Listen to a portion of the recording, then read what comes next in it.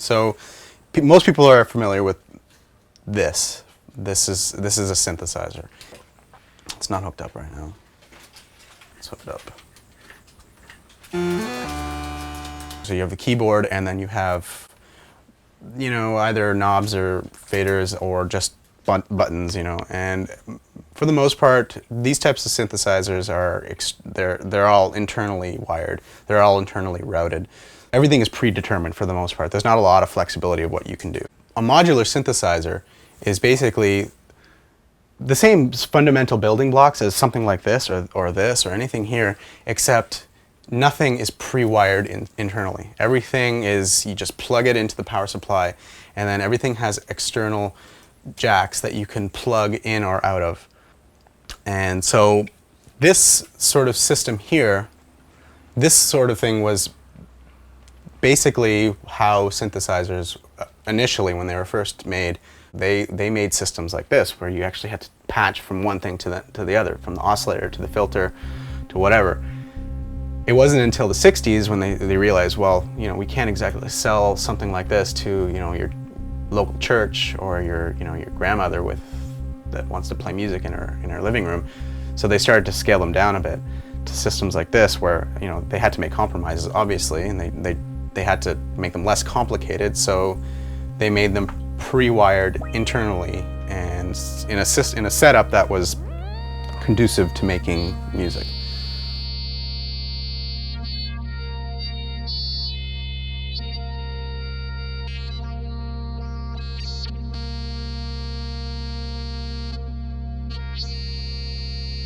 This is probably the coolest oscillator around. People that are like you and I mean, you know, that are building these things in their basements or wherever. I mean, half of these things are built by people like me and you.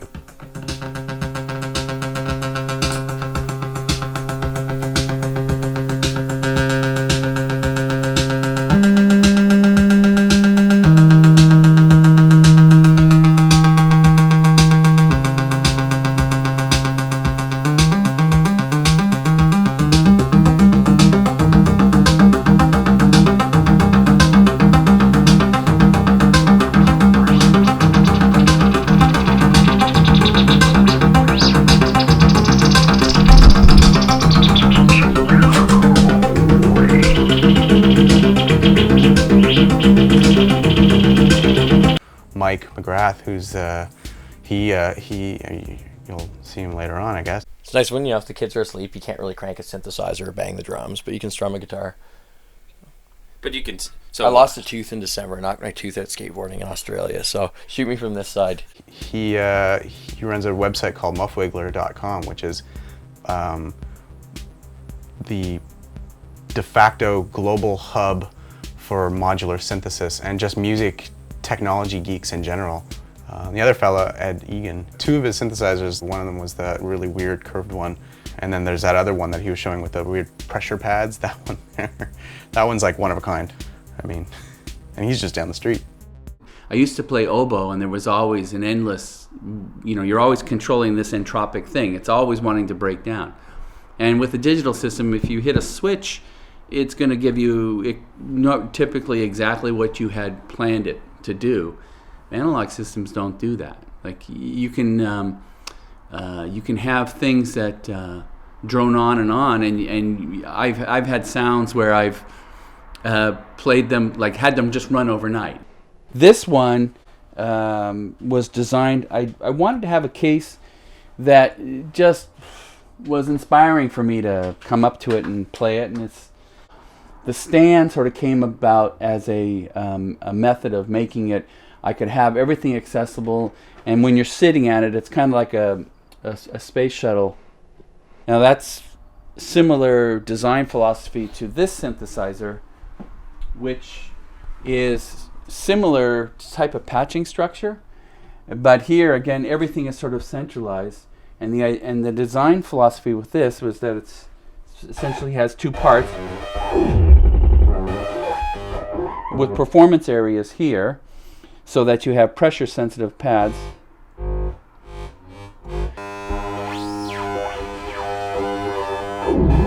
I've had sounds where I've played them, like had them just run overnight. Maybe like I was reading email and just the drone is happening. It's still going like 3 days later.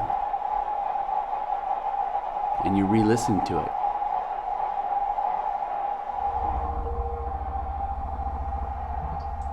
It's drifted a bit, and there's enough in that drift that your mind is stimulated by the very, very subtle changes that occur within those systems.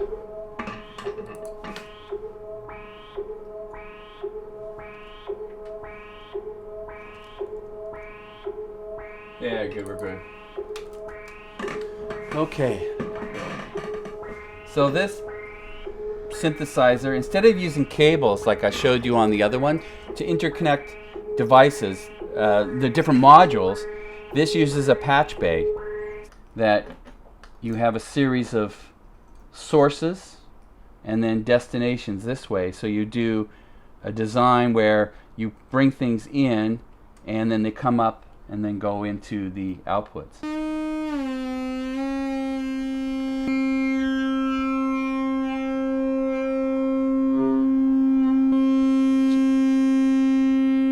There's nothing really unnatural about it. It's like, it's electronics, but it's there's always something imitative about them. Little clicky sounds maybe sound like crickets.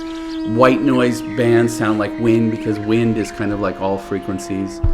And then tonal things are things that we hear as just those harmonic relationships. So for me, the language is the same.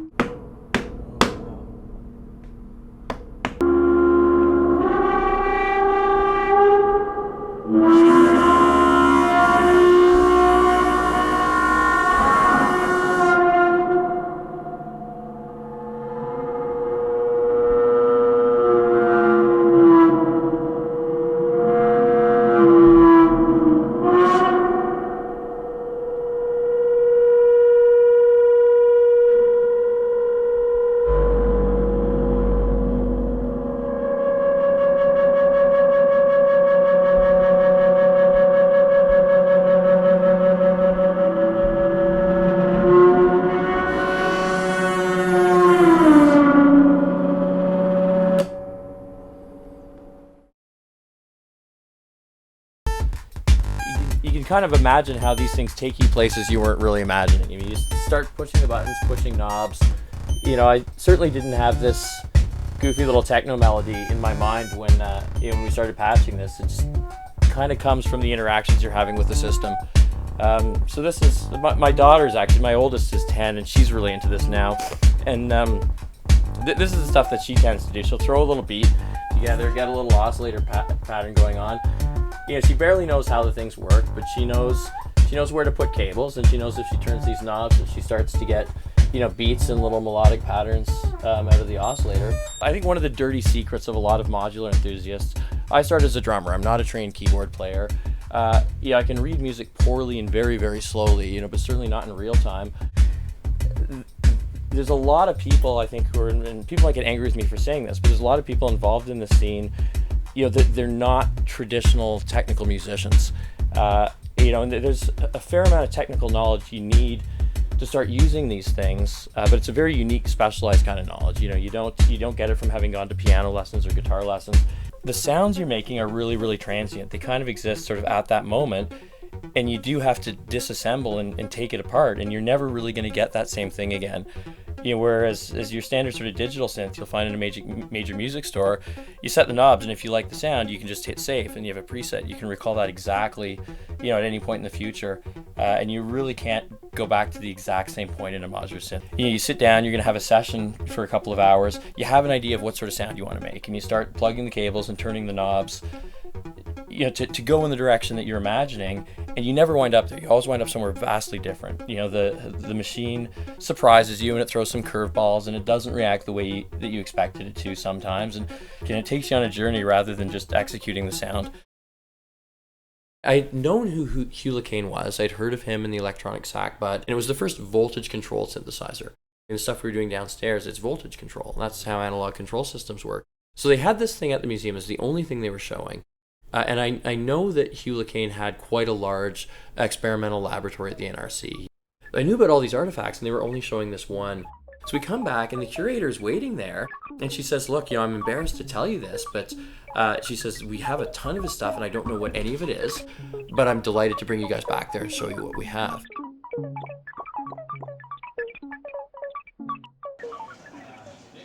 No one knows about him. Yeah. No. Yeah. Why? Well, it's because it didn't happen. It happened in Canada, Well, it almost looks like a madman made it, But in actual fact, he was just trying to expedite the design process. So he had a piece of wood that was that length, and so he just put it at that particular angle. It's actually practical because it's three-legged, so it's not going to be tilted. Four legs, you always have to have a stabilizer. The historical appeal is amazing. The aesthetic appeal is, well, let's just say my wife would not appreciate having it in the house. Yeah, I look at the control panel on the top. Things are written down in pencil what these knobs and dials do. Look at the casing on the top. It's just bent over sheet metal. Everything is recycled and reused. And this grounding pad here is just aluminum foil. Aluminum foil, yeah. To me, it paints a picture of somebody who's just absolutely obsessed, who has this vision that, I'm going to turn this into reality, come hell or high water, no matter what, we're going to realize this thing. And some lawyer or state executive is going to go through all their junk. Say, literally, we'll do the tour, and we're probably just going to get you to. So I believe that he referred to these as the serialized structure generators. This would be a serial switch, probably similar to a sequential switch. It controls over direction. There'd be a pulse out, which probably would follow whatever clock is driving the sequential switch from one stage to another. It looks like almost an arbitrary function generator, separate outputs for the control voltage and transpose, the ability to expand or compress, the entire function. Interesting stuff considering, the era that it was built, and then a lot of these ideas, I think in the modern day get credited to Serge Terpinin, and I think this sort of predates a lot of them. It's amazing how ahead of the time this stuff really is. Again, the kind of thing that is people are doing in the modern world with analog synthesizers. A lot of times patting themselves on the back, saying, "Oh, it's the first time we've done this." And here in this museum, we see a lot of these functions that are sometimes considered very modern that are probably close to 60, 70 years old now. It's quite amazing. There's a Pink Floyd sticker on the side. Yeah, and that's the Dark Side of the Moon sticker, which I think is 1973, wasn't it? I'm just speculating here, but this was a precursor. This is a tape playback system. So you'd have these tape loops that were run over on this side here. There's a flywheel there, and then you can see in behind these banks of switches are holding areas. So you'd have these tape loops that would come out. This is a precursor to a commercial product, the Mellotron, that was really popular in the late 60s, 70s, and it's actually still being made, and there's digital emulations of it now. Real big with early prog groups like King Crimson and Yes. That's just magic. It's beautiful magic. Why? The guy was so far ahead. I mean, it's sort of easy to think about this stuff because we have history, you can live this stuff, but he's, thinking outside and, yeah, it's just very, very cool. It's amazing. I have a lot of pride to see something like National Research Council on there. And you just think that our government was involved in inspiring this sort of thing. Here is the famous sine wave oscillator machine. This is an additive synthesis machine that consists of 99 tunable analog sine waves. They're tuned with these sliders. And if they ever decide to get this running, someone's going to have to clean and refurbish 99 sliders. Got a nice even 100. He wasn't a decimal guy. Maybe like base 3. Maybe that ties into the 3 down there. Yes, it does, doesn't it? You might be right about that.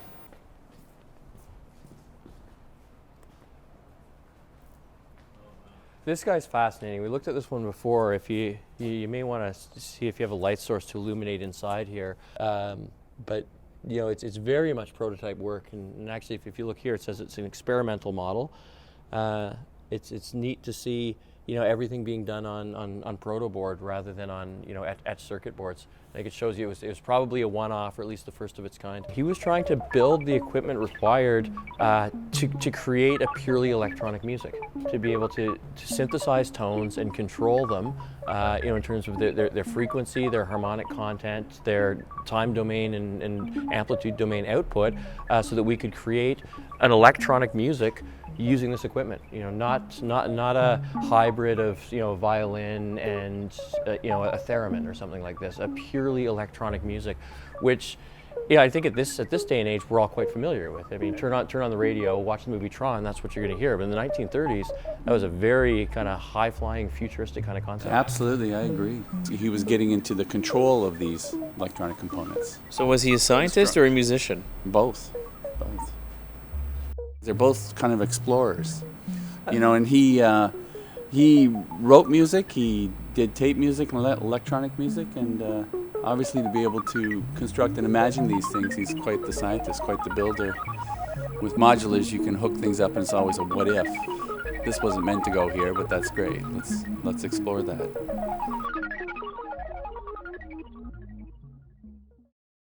More open. Okay.